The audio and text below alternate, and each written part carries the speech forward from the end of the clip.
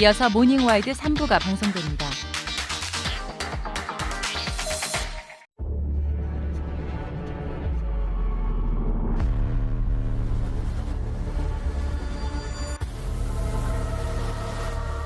극한까지 여유롭다. 레인지로버 스포츠.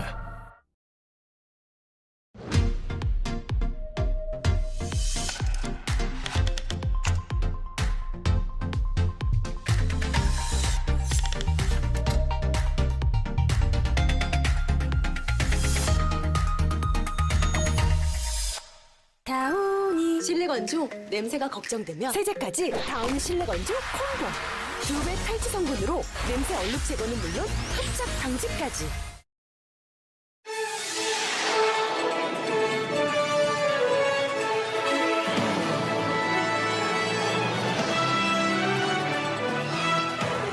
한동훈 법무부 장관이 사형 집행시설의 점검을 지시하면서 사형 제도가 화두에 다시 올랐습니다. 사형 집행에 대한 찬반 논란이 다시 뜨거워지고 있는데요. 여론조사 결과 많은 시민들이 사형 제도에 찬성하고 있었지만 실제로 1997년 이후 한 번도 사형 집행은 이루어지지 않았죠. 그 이유가 뭔지 핫 키워드에서 취재했습니다.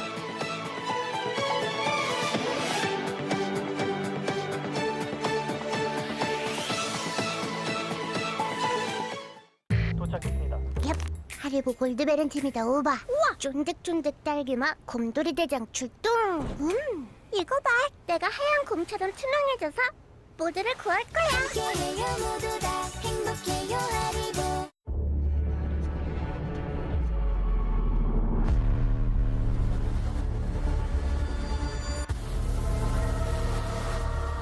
극한까지 여유롭다. 레인지로버 스포츠. 엄마 얼음. 아이스크림. 우와, 아이스크림. 아이스크림. 와, 얼음나무다. 국내 최초 얼음 정수기. 특허받은 얼음이니까.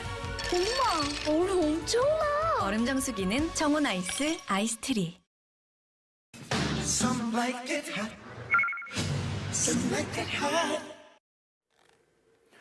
극악무도한 범죄자를 대상으로 한 판결 중에 하나인 사형. 생명권을 빼앗는 행위인 만큼 예전부터 많은 논란이 있었죠.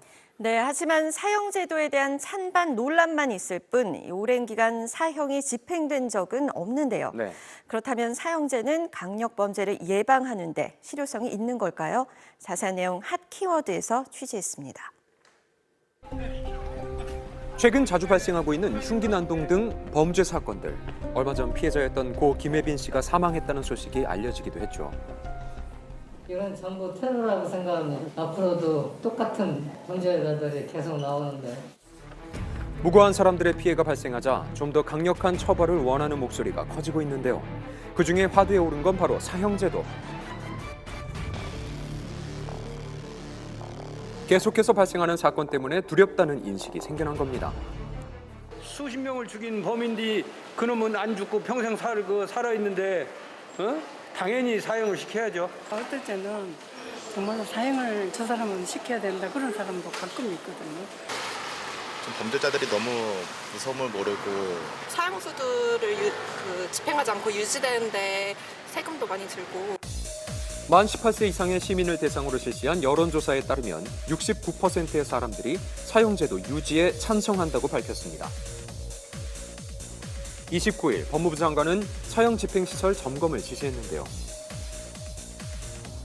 좀 더 잘 관리를 잘해라 이런 뜻이죠. 그다음에 그런 것 때문에 기존인 사람 다른 사람들한테 경각심도 좀 불러일으키고 부활보다는 부활은 우리가 장관님이 하신다고 하셔서 이거 부활할 수 있는 그런 사안은 아니고 이게 좀 상당히 복잡하게 많이 얽혀 있는 거잖아요. 이번 지시는 법무부가 사형 집행 재개를 예고했다고 볼 수 있을까요? 사형 제도를 어차피 우리가 집행할 가능성이 지금 거의 현실적으로 매우 낮거든요. 왜 이 역대 정권에서 집행을 하지 않다가 이 정권에서 비로소 사형 집행을 재개하느냐와 관련해서 굉장히 정치적으로 곤란한 상황에 처할 가능성도 있기 때문에 정치적인 부담도 매우 크다라고 할 수 있습니다. 97년 12월 23명의 사형수를 대상으로 형을 집행한 뒤 현재까지 멈춘 상황. 과거에는 1년에 한 2~3명 정도가 사형 선고가 됐습니다. 그러나 10년 전부터는 2~3년에 한 번, 근래는 4~5년에 한 번 뭐 정도 선고될 정도로 굉장히 이제 선고가 아주 신중하게 드물게 되고 있는데 그나마도 이제 집행은 안 되고 있고 우리 25년째 1997년 12월에 마지막으로 집행이 되고 그 이후에는 한 번도 집행이 안 된 2004년 연쇄살인범 유영철, 2009년 강호순, 2008년 총기 난사로 8명을 살해했던 김동민 일병은 사형을 선고받았지만 집행은 이루어지지 않았습니다. 그 밖에도 사형을 선고받았지만 집행하지 않은 사형수들이 59명이나 있다고 하는데요. 사형 집행이 멈춤과 동시에 경각심마저 저하되고 있다는 겁니다. 이에 대한 황당한 일까지 있었는데요. 최근에 한 남성이 재판을 받던 중 어차피 집행되지 않는다면서 본인한테 사형을 구형해달라고 발언을 하기도 했죠. 심각해지는 범죄에 비해 사형 제도에 대한 두려움은 줄어든 것. 우려되는 점은 또 있습니다. 또 하나가 이제 형의 시효 문제입니다. 30년간 집행을 안 했으니까 형이 사형 선고 효력이 사라집니다. 당장 석방해야 되는 거죠. 아무런 조건 없이. 연쇄살인 등 강력범죄를 저질렀음에도 불구하고 석방돼서 사회로 나올 수 있다는 건데요. 이런 논란에 지난 7월 집행시효 30년을 폐지하는 법안도 통과됐죠. 헌법재판소 역시 2차례나 사형제도가 합헌이라는 판결을 냈고 3번째 재판까지 진행 중이라고 합니다. 이번에 3번째로 지금 하고 있거든요. 지금 헌재에서. 그래서 작년에 그 심리를 이제 공개 변론을 했고요. 사형 집행에 대한 의견이 분분하기 때문에 쉽지 않은 문제라고요. 범죄자 인권 중요하죠. 그런데 동시에 피해자 인권도 중요하거든요. 이 사형제도는 아주 극악무도한 그 살인범으로부터 우리 그 무고한 시민의 생명을 보호하기 위한 어떤 불가피한 선택인 거죠. 혹시나 모를 상황을 대비해서도 그래도 사형제도 폐지를 유지하는 게 좋지 않을까. 그 사형수도 또 그 사람의 인권이 있을 거고. 이런 의견 차이로 사형을 대신할 만한 처벌에 대한 논의도 있는 상황. 이미 사형이 집행되고 나면 이건 돌이킬 수 없는 결과거든요. 사형이라고 하는 것을 대신에 예를 들어 뭐 가석방 없는 종신형이라든지 이런 것으로 대체하는 것이 좀 더 바람직하지 않는가 하는 이제 그런 논의가 있습니다. 범죄자와 피해자의 인권 등을 이유로 쉽게 좁혀지지 않는 의견차. 무고한 피해자가 생기지 않도록 임시방편이 아닌 해결책을 찾길 바랍니다. 인터넷에 올라온 어느 아파트의 주차 요금 보시죠. 석대부터 27만 원에 넉 대는 62만 원으로 상승폭이 점점 더 커지는데요. 대체 어떤 이유로 요금이 책정된 건지 해당 아파트를 찾았습니다. 초과 주차에 해당 요금을 부과하겠다는 거죠. 여기가 원래 테니스 코트가 2개 면이 있던 자리인데요. 용도 변경을 해서 허가를 받아서 주차장 42면을 만들었습니다.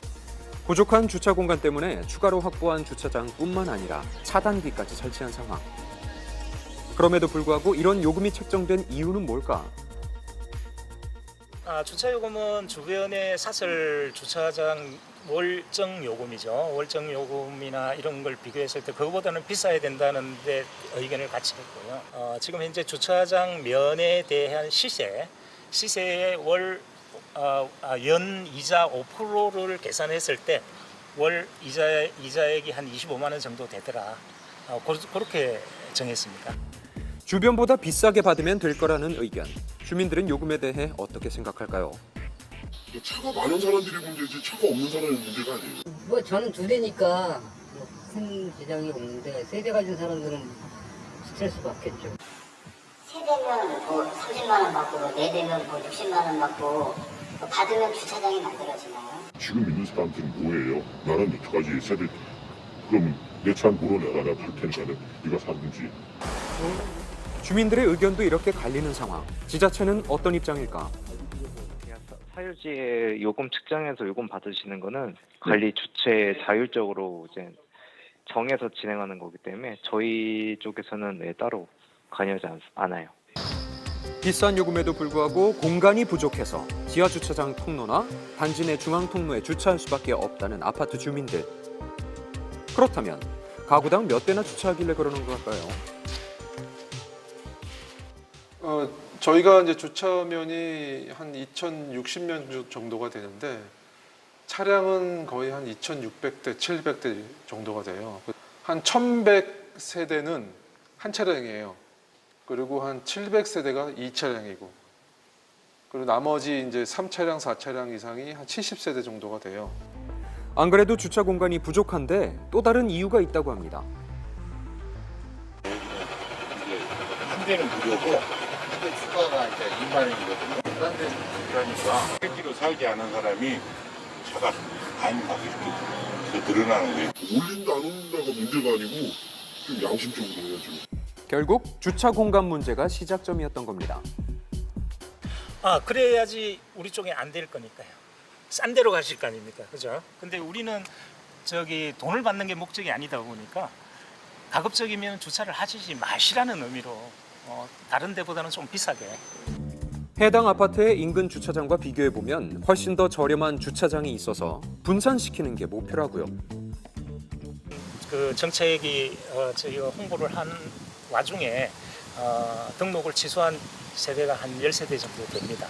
그래서 앞으로 아마 9월 달에 개도 기간이 끝나는 10월 전에는 3, 4대, 3세대, 4대 차량은 아마 다 나가지 않을까. 주차 문제로 생겨난 요금 논란. 과거에 비해 가구당 보유 차량이 늘어난 만큼 규정을 개정해 주차 문제를 꼭 해결해야겠습니다.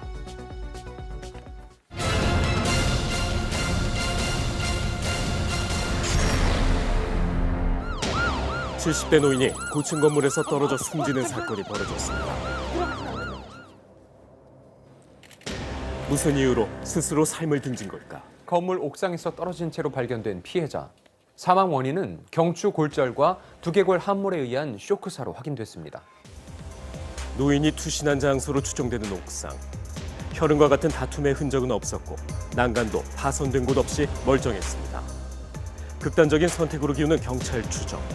사망하기 4시간 전 노인의 아들로부터 실종 신고가 접수돼 있던 상태였습니다. 아버지 저 왔어요. 아버지. 뭐야 어디 가신 거야?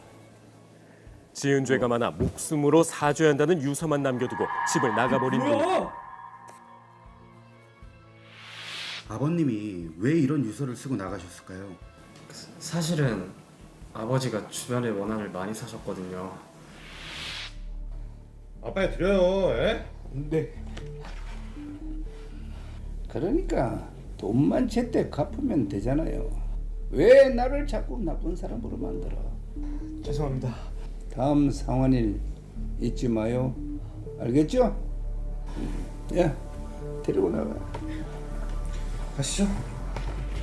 눈물과 원한이 담긴 수십억 원의 돈. 채무자에게 갖은 폭언, 폭행은 물론 심지어 가족을 위협하기까지 하는 등 악독한 주심으로 재력을 불렸는데요. 측뒤엽 교무세포증이라고 흔히들 뇌암이라고 합니다.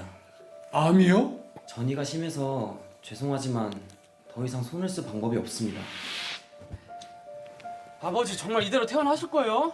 야, 죽을 날 받아놨는데 답답하게 병원엔 뭐하러 있어? 그간 저지른 무수한 악행의 대가가 되돌아온 건 아닐까. 불행은 거기서 그치지 않았는데요. 아버지 어디 가세요? 누구신데 여기 계세요? 뇌암의 병세가 갈수록 나빠지며 중증 치매로까지 번지게 된 겁니다. 중증 치매를 앓고 있어 다른 사람의 도움 없이 외출조차 할 수 없던 노인. 유서를 작성하고 고층 건물에 올라가 투신했다는 것이 석연치 않았는데요. 검안 결과 장기간의 악대로 인해 발생한 멍 자국들이 발견됐습니다. 수상한 점은 그뿐만이 아니었는데요. 사건 발생 2달 전에 인근 경찰서에 가정폭력 의심 신고가 접수됐던 겁니다. 가정폭력 의심 신고를 했던 사람은 한 40대의 여성으로 확인됐는데요.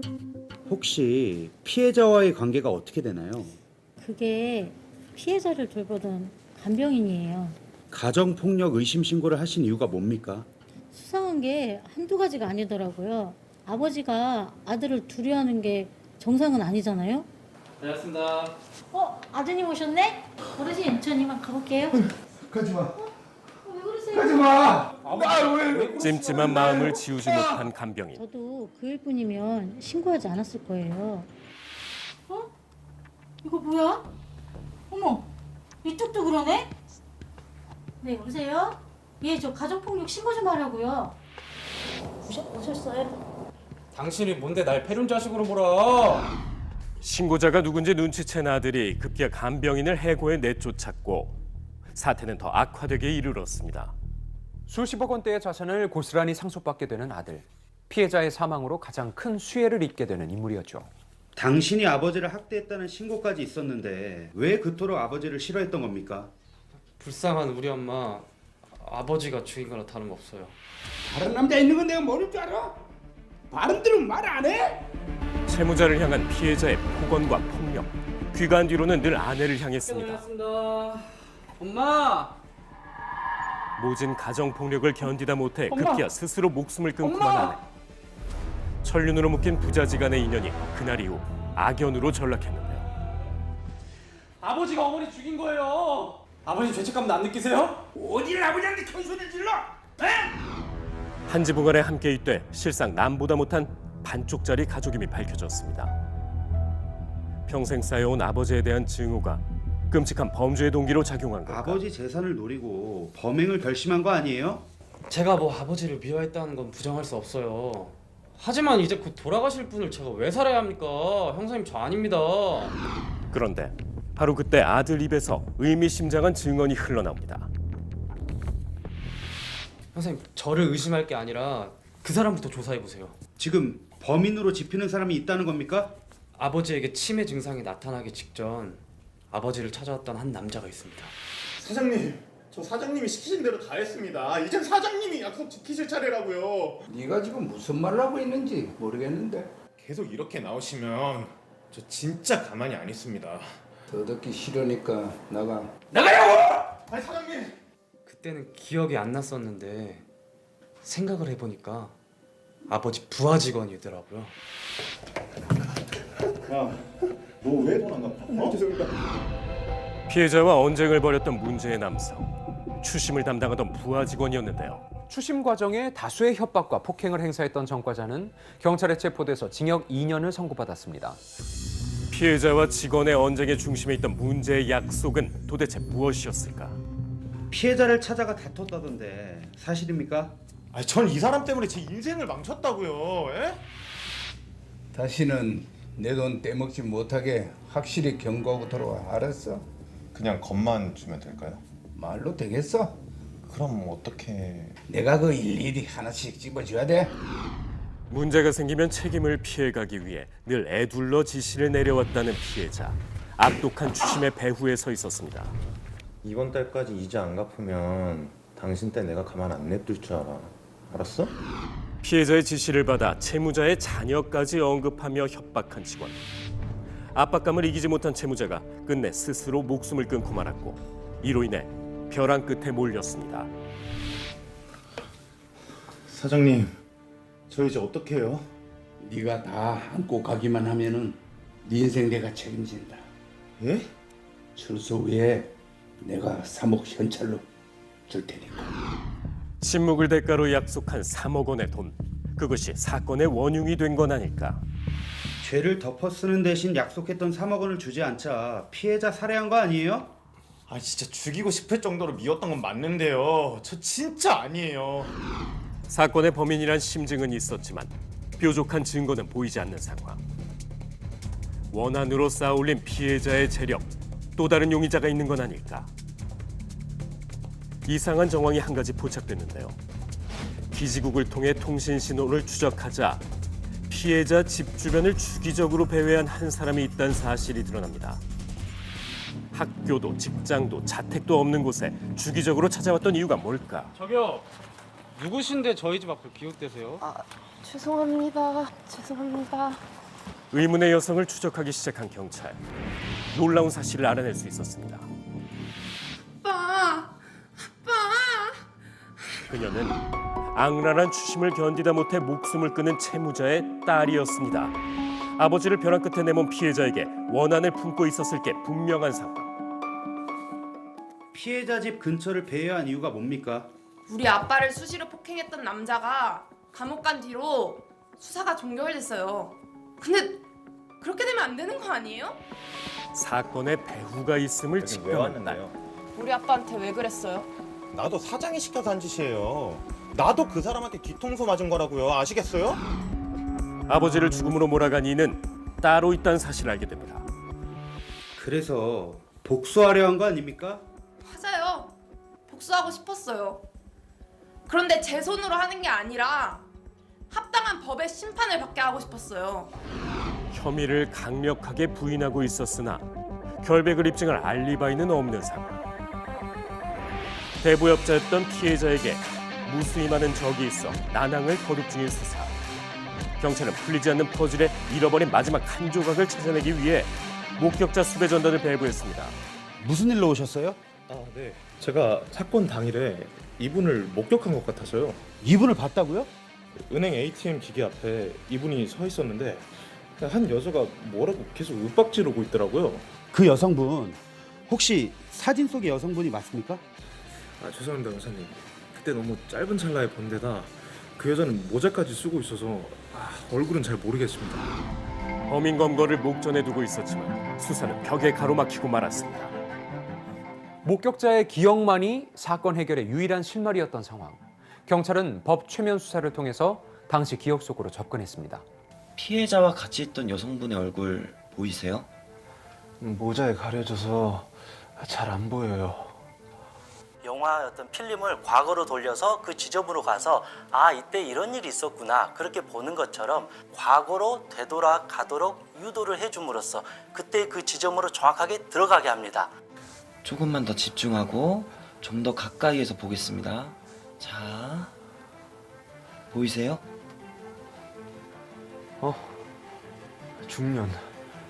중년 여성이에요. 사건 발생 직전 피해자와 함께 있던 인물은 바로 간병인이었습니다. 법 체면에서 드러난 어떤 증거들, 소위 말하면 기억에 나타나는 형상된 그런 기억들로 인한 증거가 확보되면 또 재판이나 그리고 이제 유죄 증거로 정황 증거로 활용이 되는 그런 추세가 굉장히 많습니다. 피해자의 손톱 밑에서 발견된 미량의 혈흔 역시 간병인의 것임이 드러났죠. 그렇다면 그녀는 대체 왜 이런 범행을 저지른 걸까? 피해자 왜 살해했습니까? 자꾸 욕심이 커지다 보니까 멈춰야 할 때를 지나치고 말았어요. 죄송합니다. 자신 앞에 무릎 꿇은 피해자를 본 간병인. 어르신 왜 이러세요? 여보, 그동안 내가 너무 잘못했어. 치매 증상이 나날이 극심해진 피해자. 간병인을 자신 때문에 사망한 아내로 착각하고 감춰뒀던 돈을 건넸습니다. 여보, 내가 돈이 급한데 혹시 더 가지고 있는 거 없어? 돈이 더 필요해? 잠깐만 기다려. 범인의 욕심은 점점 커져만 갔는데요. 인지 능력이 떨어진 피해자 앞에서 자신이 아내인 척 연기하면서 돈을 갈취하기 시작했던 범인. 그런데 피해자의 아들에게 해고되면서 상황이 급변한 겁니다. 더는 기회가 없을 거란 생각에 마지막 범행을 계획하게 된 범인. 사건 당일. 여보, 어디 갔다 왔어? 여보, 우리 편지 하나 쓸까? 편지? 응. 피해자를 구슬러 유서를 작성한 뒤 바람을 쐬자며 밖으로 유인합니다. 하지만 뜻밖의 일이 벌어졌는데. 여보, 이거 비밀번호 뭐야? 몰라. 아니 왜 몰라? 근데 누구세요? 여기 어디지?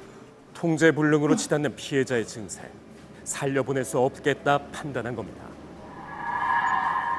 여보, 집에 가자.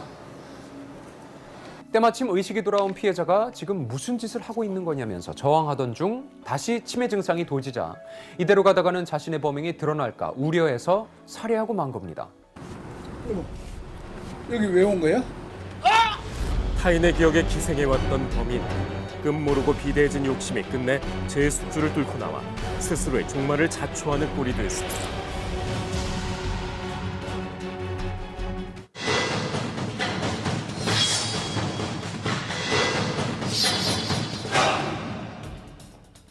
서울과 수도권에선 재개발과 재건축 사업이 한창이죠. 입주를 하고 나면 조합은 청산돼야 하는데 청산위원회라는 이름으로 수년째 월급을 챙기는 조합장들이 있습니다. 하지만 조합원들은 돈이 어떻게 집행되는지 알 길이 없다고 하는데요. 이게 대체 어떻게 된 일인지 날에서 취재했습니다. 헛미꾸라지라고 그래요. 헛미꾸라지. 조합원 재산을 까먹고 있어도 조합원들은 어떠한 법적으로 호소할 것도 없고. 앉아서 월급 타먹고 하는 거야. 380.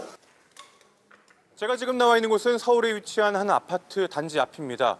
입주를 한 지는 벌써 8년이나 지났지만 조합은 아직까지 청산이 되지 않고 있다고 하는데요. 어떤 상황인지 알아보도록 하겠습니다. 오래전부터 조합원과 조합장은 청산 문제로 부딪혀왔다고 하는데요. 빨리 청산을 해야지 조합원들이 빨리 재산도 좀 살아있을 때 저기 나눠갔는데 지연을 하는 거죠. 너네 회사 왜 안 하냐 그러면 소송이 남아있다. 아파트 하자 소송부터 각종 소송을 처리해야 하니 어쩔 수 없다는 조합장의 주장. 근데 문제가 이분들이 받는 월급, 운영비 이런 게 전부 조합원들 재산이라는 게 문제죠. 그렇게 받아가는 이제 월급이 얼마인지는 260에 항공비 100만 원. 한 달 운영비가 1,200만 원이 들거든요. 1,200만 원이 계속 조합원들은 손해 보는 거죠. 조합장 월급은 조합원의 재산인 청산금에서 운영비라는 명목으로 지급이 됩니다.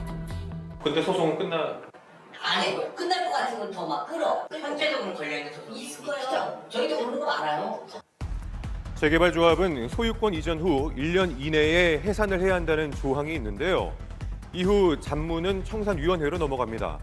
하지만 청산 완료에 관한 기간이 정해져 있지 않기에 이러한 갈등이 생기고 있는 건데요. 나이롱 소송이라고 하죠. 이제 안 해도 되는 소송을 막 하고 이렇게 해가지고 몇 년씩 끌면서 보통은 특별한 사정이 없는 한 기존의 임원이 청산 법인에서 이제 임원이 되거든요. 그러면 계속 월급을 받는 거죠. 이제 5년, 10년, 뭐 심한 경우 15년씩 월급을 받으니까 마치 연금처럼 계속 몇백만 원씩 받는. 청산이 늦춰진 대표적인 이유는 하자보수 소송. 이 소송으로 더욱 청산 유예가 의심이 됐다고 하는데요. 그러니까 저희 입주자 대표의 채권 동의를 넘겨주면 하자에 대한 권한은 입주자 대표가 대리할 수 있는 저희가 91%를 받았어요. 그래도 끝까지 안 넘겨줬어요. 자, 남은 9%의 조합원의 채권 동의를 넘겨주지 않으면서 어떻게든 소송에 참여하려 했다는 주장. 조합장의 입장은 어떨까요? 찾아가 봤습니다. 실례합니다. 청산이 좀 미뤄지고 있다 뭐 이런 얘기가 좀 있어서. 청산이 뭐 지금 10년 됐는데도 안 된다도 했는데 저희 문제 없어요 지금. 따박따박 급여만 나가고 우리 조합에 돈만 나가 새는 거 아니냐 이런 얘기 하시거든요. 자꾸 금액을 얘기하는데 내가 와서 그럼 네가 와서 헤쳐먹으라고 하는데 나 한 달에 200 받아요. 진짜 이게 뭐 8년이나 넘도록 걸릴 일이냐 일부러 시간 끄는 거 아니냐. 입주자 대표에는 직접 소송을 못해. 꼭 조합을 넣어야 돼. 조합을 넣어야 하자 소송을 할 수가 있어요. 직접 못하니까 조합을 넣고 하니까 조합은 청산을 할 수가 없어요 무조건. 과연 진실은 무엇일까요? 자문을 구해봤습니다. 보통은 어떻게 하냐면요. 입대위가 하고요. 조합원들은 조합이 이제 시공사에 청구할 수 있는 그 청구권을 갖다가 이제 입대위한테 이제 양도를 하고 대위에서 청구하거든요. 왜냐하면 조합을 해산되고 나면 사실은 하자 소송에서 많이 빠져요. 이제 청산 절차에서 자기가 뭐라도 하려고 이제. 청산을 끝내지 못하는 또 다른 이유도 있다고 하는데요. 지금 우리가 택지가 지금 2개가 지금 매각이 안 됐는데 그걸 없애야 청산할 수 있는 거죠. 그럼 이게 언제 종료될지 그러면 지금 아직 알 수가 없는 거예요? 아 구청에서도 산다고 해요. 해결하는데 못해요. 이거는 청산을 할 수가 없어. 나중에 이제 돈 떨어지면 이제 월급 못 주고 이제 없는 거지. 없이 이제 그냥 자리는 있어야지. 최근 재개발 규제가 대폭 완화되면서 시장이 활기를 띠고 있는데요. 조합 해산 후 청산이 5년 이상 지속되는 곳은 89곳, 10년 이상은 무려 25곳이나 됩니다. 이에 국회는 고의로 청산을 지연시키는 조합들에 대해 관리 감독을 할 수 있도록 하는 법안을 발의한 상태입니다. 대청산이 지연돼서 토지 소유자 방상권에 침해 소지가 있는 사례가 일부 있는 걸로는 저희도 확인이 되고 있어서 의무를 좀 강화하고 국토부나 지자체가 관리 감독을 할 수 있도록 개선을 추진을 하려고 하고 있습니다. 하지만 이렇게 법이 시행이 된다고 해도 적용받지 못하는 사각지대도 있다고 하는데요. 자, 이곳은 서울에 있는 또 다른 아파트입니다. 최근에 조합은 청산을 했지만 여전히 풀리지 않는 의혹이 많이 있다고 주민들은 주장하고 있습니다. 청산은 완료가 됐지만 그로 인해 또 다른 문제가 생겼다는 얘긴데요. 회의 총회들을 하면서 이익금을 40여 억 원을 발생을 시켜서 그거를 반드시 우리 조합원들한테 끝나면 이익금을 나눠주기로 했어요. 배분을 하는. 네, 그 돈에 대해서는 오매불망 목매어서 기다리고 있었죠. 자, 이 조합원들은 총회 때마다 매번 참석도 했다고 하는데요. 어느 날 갑자기 집집마다 꽂혀 있는 거야. 8월 말일에 청산한다는. 하루아침에 이익금이 없어서 조합을 청산하겠다는 이 문서만 받았다고요. 황당한 조합원들은 조합장에게 연락을 취했다고 하는데요. 요것만 찍으시면 돼. 하여튼 그거는 뭐 저기 보시면 돼요. 자, 받았다는 문자 내용을 보면 상세 회계 내역도 받지 못한 채 청산이 완료가 됐습니다. 회사는 절차라는 게 있을 텐데 그거를 무시하고 통보만 하는 거죠. 전 조합장에게 상황을 묻고자 연락을 취해봤습니다. 여보세요. 네, 여보세요. 지금 재개발된 곳 몇몇 군데를 좀 취재를 하다가요. 네네. 네, 지금 청산위원회 쪽으로도 좀 말씀을 여쭈고 싶어서. 아니 지금 현재는 이게 다 끝난 상태가 돼가지고 네. 예, 사무실 자체가 없다고요 지금. 청산 같은 것도 그 남아 있었던 뭐 보유금 같은 것도 그럼 다 정리가 되신 건가요? 그러면요 영원으로 다 정리되고 뭐 한 30평 정도 되는 그 조그마한 토지가 있는데 그거를 건설 회사에서 지금 대물로 가져가기로 했거든요. 등기 이전으로. 예, 조합원들한테도 전부 통보하고 사무는 지금 완전히 다 끝난 상태가 됐습니다. 선생님, 그러면은 지금 청산을 다 하셨다고 하는데 그런 내역을 저희가 좀 취재 차원에서 받아볼 수가 있을까요? 아예 그런 건 안 되죠. 한 분도 지금 저희한테 지금 연락하고 그런 내용을 얘기하신 분이 없습니다.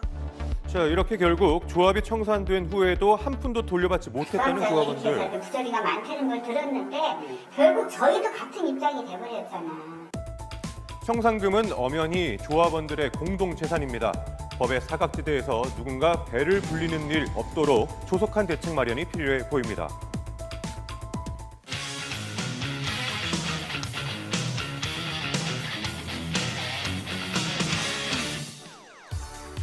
연예뉴스 강경임 기자와 함께합니다. 배우 김동욱 씨가 올겨울 결혼을 발표했다고요? 네, 그렇습니다. 비연예인 여자친구와 100년 가약을 맺는다고 공식 입장을 밝혔는데요. 자세한 소식 화면으로 만나보시죠. 저는 결혼하고 싶어요. 어렸을 때부터 결혼이라는 거에 대한 환상이 너무 있어서 빨리 결혼해서 사랑하는 사람이랑 막 이렇게 막 재밌게 재미나게 사는 그림. 네, 빨리 결혼하고 싶다고 외쳤던 김동욱 씨가 40의 나이에 드디어 평생의 배필을 찾았습니다. 한 매체는 어제 배우 김동욱 씨가 올 겨울 결혼한다고 보도했는데요. 이에 소속사 측은 결혼하는 것이 맞다면서 예비 신부는 비연예인으로 뛰어난 미모를 겸비한 재원이라고 밝혔습니다. 김동욱 씨는 비연예인인 여자친구를 배려해 조용한 교제를 이어오다가 최근 주변 지인들에게 결혼 준비 소식을 알리기 시작한 것으로 전해졌습니다. 결혼식 또한 비공개로 진행될 예정이라 정확한 날짜와 장소는 공개하지 않았습니다. 2004년 데뷔한 김동욱 씨는 다양한 작품을 통해 따뜻한 연기를 선보여왔습니다. 이 외에도 올해 하반기 결혼을 발표한 스타들이 또 있습니다. 이미 두 딸의 아빠인 엑소 멤버 첸이 혼인신고 3년 만에 결혼식을 올린다고 밝혔고요. 그룹 하이라이트 멤버 손도웅 씨도 9월 결혼을 발표하면서 그룹 내 막내에서 1호 품절남이 됐습니다. 모두 결혼 축하드리고요. 결혼 후에도 활발한 활동 기대합니다. 아니 뭘 다시 짓겠다는 거야? 결말을 조금만 바꾸면 아주 걸작이 나올 것 같아. 1970년대 이미 다 찍은 영화의 결말만 다시 찍겠다고 밀어붙이는 김 감독과 아니 나는 아예 캐릭터가 중간부터 바뀌네? 난 기가 차서 말도 안 나온다. 그리고 검열과 바뀐 내용을 이해하지 못하는 배우와 제작자는 미치기 일보 직전의 악조건 속에서 촬영을 밀어붙이며 벌어지는 일들을 그린 영화 거미집의 주인공들을 만나봤습니다. 모닝와이드 시청자 여러분, 안녕하십니까. 송강호입니다. 이번에 거미집이라는 영화로 여러분들께 인사드리게 됐습니다. 영화 거미집에서 이민자 역을 맡은 임수정입니다. 반갑습니다. 강호세 역할 맡은 오정수입니다. 신미도 역을 맡은 전여빈입니다. 한유림 역을 맡은 정수정입니다. 반갑습니다. 송강호 씨, 임수정 씨와 인연이 깊은 한국 영화의 거장 김지훈 감독이 연출했습니다. 20년 전 장하홍련이라는 영화를 통해서는 제가 신인 배우로서 뭔가 이렇게 존재감을 이제 알리게 됐던 작품이었다면 다시 또 시간이 지나서 이렇게 감독님 작품에 참여를 함으로써 이렇게 배우로서 새로운 얼굴을 보여주게 되는 계기인 것인가 하고 생각을 하고 있습니다. 이번이 5번째 작품이시죠? 한 25년 동안 그렇게 됐습니다. 예. 5번째 정도 작품을 하셨으면 정말 눈빛만 봐도 뭔가 알 것 같은 느낌일 겁니다. 모르겠더라고요. 아무리 봐도 모르겠더라고요. 그래서 사람은 눈빛만 보면 안 된다라는 교훈을 얻었지. 많은 영화 감독들과 작업했던 송강호 씨. 거미집에서 걸작을 찍겠다는 열망에 사로잡힌 영화 감독 역할을 소화했습니다. 혹시 좀 레퍼런스 삼은 감독님이 있으셨나요? 전혀 없습니다. 왜냐하면은 이게 이제 어떤 감독을 모델을 한 게 아니기 때문에 그 시대를 관통했던 수많은 우리 한국 선배 감독님들의 모습이 다 들어가 있어야 되니까 특정한 어떤 한 감독보다는 그 시대의 예술혼을 불태웠던 그렇지만 여의치 않은 환경 속에서 고군분투했던 그런 선배 감독님들에 대한 존경심으로 연기를 했습니다. 저도 위대한 영화에 참여하고 싶어요. 전여빈 씨는 김 감독의 유일한 조력자 역으로 출연하는데요. 연기 캠이요? 근데 이게 제가 후배된 입장으로서 제가 이렇게 얘기를 할 건 아닌 것 같고요. 별로 마음에 안 들어요. 불만이 가득 찬 어떤 톤이신데. 아니 그건 아니고 정말 연모하는 마음으로 같이 연기를 했습니다. 네. 내가 연기를 다 받아주니까 자기가 잘하는지 한다니까. 임수정 씨와 오정세 씨는 기존에 보여줬던 모습과는 다른 연기 변신을 했다고 합니다. 70년대 의상이라 해서 받았는데 저는 과거 의상이 아니라 약간 미래 의상처럼 더 이쁜 의상이어서 너무 좋았고 헤어도 태어나서 처음 해본 저런 구렛나루 했는데 초반에 되게 어색하고 약간 불편했는데 어느 순간부터는 되게 네오처럼 자연스럽고 없으면 되게 허전했던 헤어였습니다. 근데 오늘은 왜 놔두고 오셨어요, 그러면? 중요한 자리다. 내가 남자들을 믿는 게 아니었어. 두고 보라지. 정수정 씨는 1970년대 패션을 잘 살리기 위해 많은 자료 조사를 했다고 합니다. 이제 라이징 스타니까 되게 꾸미고 이제 룩에 신경 쓰는 애일 것 같아서 저도 이제 레퍼런스 같은 걸 많이 찾아보면서 그냥 감독님 보여드렸는데 그게 막 다 반영됐다기보다 감독님 이거 예쁘죠? 이러면 예쁘네 이런 느낌? 메이크업이나 헤어, 뭐 룩 다 그때 그 70년대 느낌들이어서 그냥 다 예상하시는 그런 느낌을 보실 수 있을 것 같아요. 거미집은 국내 개봉에 앞서 지난 5월 칸 영화제에 초청돼 올해 최장 기록인 12분간 기립박수를 받았습니다. 처음으로 와서 칸 영화제 가서 기립박수를 받았는데 정말 꿈 같은 시간이었고 이 전체 배우들이 대부분의 씬에 한꺼번에 동시에 등장해서 연기를 펼치는 장면들이 그렇죠. 그래서 진짜 실제로 이게 영화를 찍는 건지 헷갈릴 정도로 어떤 장면은 막 서로 막 질세라 막 그냥 여기서 목소리가 높고 여기서 좀 더 높고 저기서 더 높고 막 배우들의 연기력과 앙상블뿐만 아니라 컬러와 흑백이 공존하는 영상미가 시선을 사로잡을 예정인데요. 한 장의 티켓으로 두 가지 영화를 맛볼 수 있는 경제적인 영화, 재밌는 영화입니다. 가족분들과 친구분들과 함께 오셔서 재밌는 영화 보실 수 있을 겁니다. 많이 보러 와주세요. 올 추석엔 거미집으로 가자! 컷! 오케이.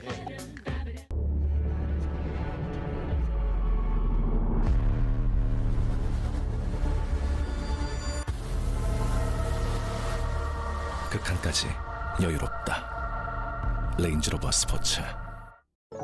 저 몰라요? 우리 여행 갈 때도 결혼식 갈 때도 이 머리도 내가 해줬잖아요. 당신은 이미 글램팜을 만난 적 있다. 미용실에선 원래 글램팜 써요. 글램팜 집에서도 봐요. 이 느낌 뭐지? 맑아진 것 같은데? 브라이트닝, 흡수, 탄력을 하나로 세 가지가 다 되니까 마데카 프라임. 마데카라 달라요. 휴일이 하지만 이른 아침부터 시끌벅적합니다. 9살 장난꾸러기와 놀아주느라 아침 늦잠을 반납한 아빠. 하지만 엄마는 뭔가 다른 일로 바빠 보이는데요. 뭐 하시죠? 아빠가 집에서 제가 없는 동안 해야 되는 숙제예요. 육아를 위해 아빠가 해야 할 숙제랍니다. 이거는 오빠 숙제야. 난 갔다 올게. 모처럼 아이들을 맡기고 하루 동안 외출을 한다는 엄마. 그런데 이제 육아는 온전히 아빠의 몫. 내 엄마 찾아야 돼? 아니 이따가 키즈 카페도 갈 거예요. 왜? 키즈 카페 갈 거야? 노는 게 세상에서 가장 좋을 때죠. 어떻게 놀아줘야 좋아하는지 아이들 마음을 잘 아는 아빠. 자, 아이들과 놀아주기 숙제는 100점 만점으로 성공. 이게 재밌었어? 응. 얼마큼 재밌었어? 많이 또. 엄마 없어도 돼? 내가 엄마 안 보고 싶어? 뛰어놀았으니 수분 보충부터 해야겠죠? 우유 마셔 이제. 물보다 우유를 더 찾는 아이들을 위해 늘 구비해 놓는답니다. 아기 우유? 됐어요. 우리 아이가 마시는 먹거리이기 때문에 더욱 신경 쓴다는 아빠. 아무래도 아이들 성장기에는 우유만큼 좋은 게 더 없잖아요. 그 중에서도 신선한 우유를 마시게 하는 거. 잘 놀고 좋은 걸 잘 먹는 것만큼 아이들에게 중요한 건 없겠죠? 우유에는 비타민 A와 D, D용성 비타민이 있고 수용성 비타민으로 B2와 B12가 있는데 체내에서 생리 활성을 돕는 효소들의 활성에 반드시 필요한 것들이고 칼슘과 인 같은 경우는 어린아이 뼈 성장에 가장 중요한 인자인데요. 우유에 있는 것만으로도 충분하다고 할 수가 있습니다. 무엇보다 골고루 잘 먹어야 하는 것도 중요한데요. 식재료 하나도 허투루 사지 않습니다. 아이들 성장기니까 좀 뭐 좋은 거 좀 먹이려고 노력하기도 하고. 특히 우유를 고를 때 꼭 살펴보는 게 있다고요. 여기는 K밀크가 있네. K밀크. 바로 국산 우유 사용 인증 마크인데요. K밀크는 국내에서 생산된 원유라는 인증을 해주는 건데요.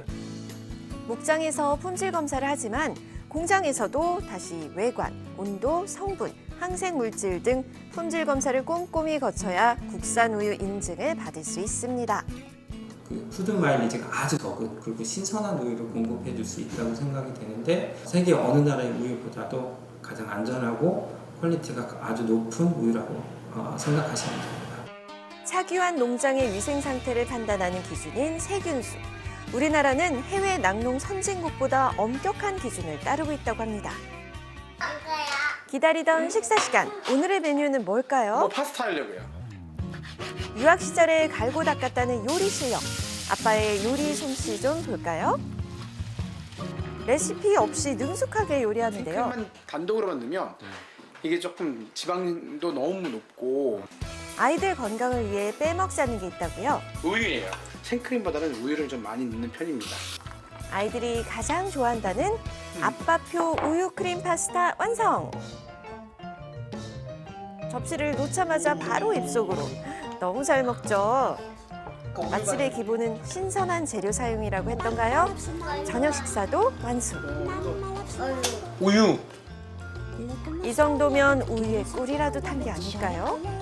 더 드려. 더 주세요. 많이 주세요. 많이 주세요. 너무 많이 마시는 거 아니야, 너? 레아 최고 한 번 해줘. 최고. 소중한 우리 아이들의 건강, 신선한 국산 우유로 챙겨보는 건 어떨까요? I love 우유. 경기도 안산시에 위치한 한 청소년 수련원. 버스가 줄지어 들어오더니 학생들이 우르르 내리는데요. 국내외 청소년들이 한자리에 모인 이유 뭘까요? I'm from Indonesia. I'm from China. I'm from Kazakhstan. 표준 올림피아드 하러 갔어요. 꿈나무 발굴과 양성을 목적으로 개최된 제18회 국제 표준 올림피아드 대회. 9개국에서 치열하게 예선을 치른 40개 팀이 본선 참여를 위해 모였는데요. 4년 만에 대면으로 열려 의미가 큽니다. 전 세계에 있는 중고등학교 청소년들에게 대한민국 지도로 3일 동안 국제 표준화 과정을 배우게 되는 과정입니다. 국가 간의 물질이나 서비스 교환을 쉽게 하기 위해 국제적으로 공인된 표준. 일상 곳곳에서 찾아볼 수 있는데요.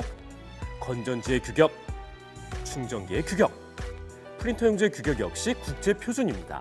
Can we give a big round of applause for everyone here, please? 개회식을 시작으로 3일간 국제 표준 본선에 대한 조별 계획서와 발표가 진행된다고 하는데요. 얼마나 긴장될까요? We worked so hard for 2 months straight, and then here is our time. We sure and we hope that we can get the platinum. 플래티넘 따라왔습니다. 경쟁 나라 있어요? 아, 중국이 더 잘하는. 저번 대회 우승팀인 중국이 가장 견제가 메타유 차이나. 작년 우주 탐사 로봇에 대한 국제 표준안을 제시한 중국팀. 첫날부터 우승을 향한 열기가 대단한데요. 주제가 발표되기도 전부터 열띤 작전 회의가 벌어집니다. 너무 열심히 했는데 안 되면 슬플 것 같아요. 방학까지 반납하고 했는데 1등 할 거예요. 1등 할 거예요? 우리가 대상 탄다. Go fight win. 파이팅! 올해 본선 대회 주제는 전기 자동차와 안면 인식 시스템에 대한 국제 표준화. 3인 1조로 나눠 표준 문서 작성을 시작하는 청소년들. 이 문서를 통해 실현 가능성과 구체성, 논리성을 중점적으로 평가한다고 합니다.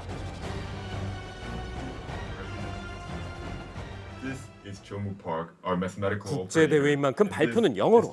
늦은 밤까지 연습에 연습을 거듭하며 우승을 향해 한 발자국 다가갑니다. 성능이라 해가지고 그게 이제 두 가지 부분을 좀 집중을 했는데 하나가 이제 편리성, 하나는 이제 보안성. 본인이 아닌데 본인이라고 인식이 되는 경우는 그것도 이제 보안이 굉장히 이제 심각한 문제가 되잖아요. 우승을 향한 열정은 다른 팀도 마찬가지.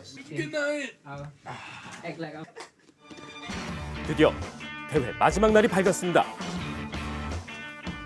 Go to the cafeteria for a breakfast. 결전의 날인 만큼 국내외 할 것 없이 우리 청소년들 아침 식사로 든든하게 배를 채우는데요.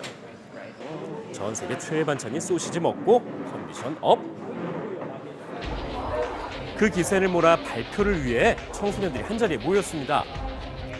오래 준비한 만큼 실수하지 않기 위해 연습 삼매경인데요. 잘할 수 있겠죠? 되게 떨리는데 그래도 자신 있는 태도로 임할 겁니다. 드디어 발표가 시작되고 And they are monitoring, warning, and automatic protection. 40팀에게 주어진 발표와 질의응답 시간은 단 10분. 그간 갈고 닦은 실력을 마음껏 뽐내보는데요. 특히 안면인식 보안성 강화에 중점을 둔 국내 고등부팀의 발표와 함께 약 5시간 동안 진행된 국내외 40개 팀의 과제 발표. 다들 잘했는지 궁금하네요. 살짝 기준에 미치지 못하지만 그래도 무난하게 하지 않았나. I gave my 101% because I must try my best to win. I must try. From Russia. 수상팀 발표가 시작되고 중등부와 고등부를 합쳐 20팀이 수상하게 됐는데요. 대상 수상팀이 기대되는 순간입니다. K-Stand from Korea. Congratulations. 한국 고등부팀에게 대상의 영광이 주어졌습니다. 밤새 머리를 맞대고 의기투합했던 세 친구의 팀워크가 빛을 발했습니다. 대한민국이 3년 만에 이제 국제 표준 올림피아드에서 수상을 하는 만큼 아무래도 저희에게 있어서 조금 더 뜻깊은 그런 수상이 아니었나. 이게 얼마예요? 이게 총합 $2,000 상당으로 알고 있습니다. 이걸로 뭐 할 거예요? 다 같이 고기 먹으러 한번 가야죠, 횡성한 후. 국내외 청소년들이 만들어가는 국제 표준. 앞으로 더 많은 국가들이 참여할 수 있도록 해서 명실상부한 세계적인 국제 표준 경진 대회가 될 수 있도록 적극 지원하겠습니다. 상용화될 날을 기대해 봅니다.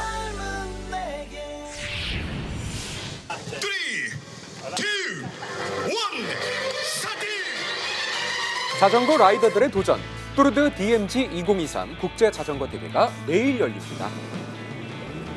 올해로 6회째를 맞는 이번 대회는 국내뿐만 아니라 해외 라이더들도 참여, 총 3,500명이 접전을 펼칠 예정이라고요. 본 대회의 경주 구간은 총 532.6km로 강화에서 시작해서 철원을 거쳐 양구까지 총 5개 구간을 달리게 되죠. 70년 경계를 넘어 미래로라는 대회 모토에 걸맞게 DMZ 코스와 함께 접경 지역의 우수한 자연을 느낄 수 있다는 점이 매력적인데요. 부대 행사로 국제 청소년 도로 사이클 대회, 동호인 선수들이 참가하는 마스터즈 도로 사이클 대회도 함께 펼쳐질 예정입니다.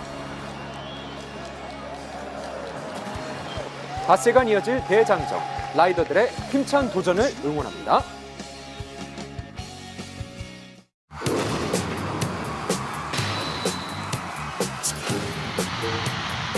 마이클 잭슨의 음악은 사탄의 음악이다. 충격적이네. 말도 안 돼. 미쳤어. 마이클 잭슨은 살아있습니다. 에드마이스 매일매일 간편하게 하루 한 팩 에드마이스 건강 성분 빠짐없이 하루 한 팩 에드마이스 이것저것 먹지 말고 에드마이스 오피스팩. 이 쿠첸의 이름은 브레인. 브레인은 생각하는 밥솥이다. 브레인은 자신의 주인이 누구일까 생각했다. 쿠첸 안네? 기면하다. 쿠첸 브레인. 최근 소나기가 내리면서 기온이 조금 내려갔는데요. 오늘은 아침에는 선선하겠지만 낮 동안에는 대부분 지역이 30도 가까이 오르면서 다시 후덥지근하겠습니다. 네, 하지만 비 소식은 계속 이어지겠습니다. 오늘 영남과 제주를 중심으로 많은 비가 올 전망인데요.